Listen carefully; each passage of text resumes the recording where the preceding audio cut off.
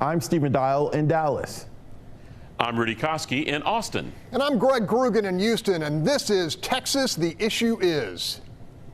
All of the campaign ads are finally off the air. That may be a plus for some people, not for TV stations. And your mailbox is a little less cluttered now that the election is over. Rudy, in one word, how would you describe what happened on Tuesday? My one word, realignment. Okay, Greg, what's your one word? I'm going with loggerheads. Okay, we have a lot to discuss. The most watched race in the state as far as Texas is concerned was the race for governor, and Greg Abbott sailed to a third term in victory over Beto O'Rourke. It starts by keeping Texas as the #1 state for the best economy in America and the #1 state for jobs. We must tap into our $27 billion budget surplus and use that to give our property owners the largest property tax cut in the history of Texas. We must fight against Joe Biden's war against oil and gas and keep Texas #1 for oil and gas production in the United States of America. We must also strive for excellence in education, law enforcement officers, and give them the respect they deserve. We need to end these easy bail policies that allow dangerous criminals out onto the streets. And we must escalate our battle against the deadly fentanyl that is pouring across our border. And the best way that I can put all of this in a way that maybe any of us can understand is we just want a state where people are free enough and healthy enough to be able to pursue their potential and rise to fulfill their true promise. A state where we are not defined or divided based on our differences, but find the common interest for the common good right here on the common ground before us. Well, that still is the Texas that I want to live in. Beto O'Rourke, probably one of the most recognizable faces in Texas. Rudy, in 2018, he lost running for Senate against Ted Cruz. 2020 dropped out in his race for president before a vote was even cast. And now 2022 losing his bid for governor. Is Beto O'Rourke's political career dead?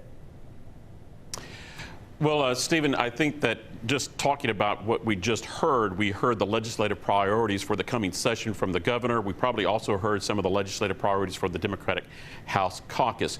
But to answer your question, no.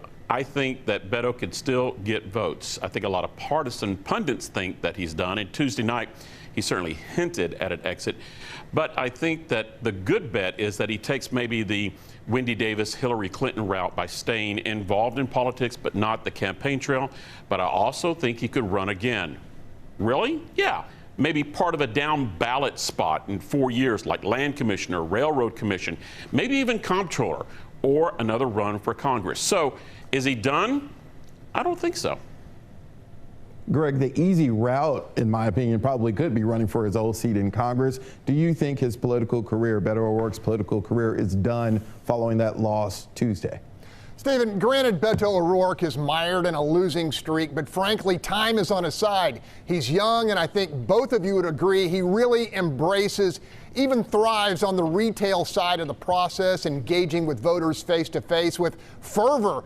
Now, Beto has also proven he can go back to the barrel with donors who have opened their wallets to his brand repeatedly, and I think will do so again. That said, does O'Rourke run in the next cycle? I doubt it, but down the road, as young Texans transition from extended adolescence to middle age and more progressive economic migrants move into our state, I'm betting Beto will leap off the sideline for another bite at the apple because he, more than most, really wants to close the deal.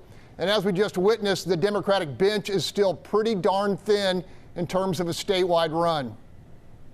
Gotcha. Now, a couple of weeks ago, we thought Rudy was going to be eating crow. He's only eating half that crow. Rudy, nationwide, the abortion issue did play well and was a factor at the voting booth. But in Texas, it didn't really help Beto O'Rourke. Why do you think it didn't play well in Texas but played well nationwide? Yeah, it's not a full plate of crow, not the full bird, just a half bird, right? I think the abortion issue is what energized his base, got some of the crossover votes here in Texas, and kept him in the game. Now, remember, O'Rourke came out early, strong in the early vote. I would argue the abortion issue was a factor, a down ballot factor, and it's what put a lot of other Democratic candidates into the win column here in Texas on Tuesday night. Maybe that's how Lena Hidalgo survived in all the scandals in Harris County. I think it factored into Williamson County, a historically red and purple, historically red county. Tuesday night, it looks like it became a purple county. So, yeah, I think that it still factored in somewhat in Texas, but just not as big. We have a lot more to discuss. The Fox Texas Trio will be back after this short break.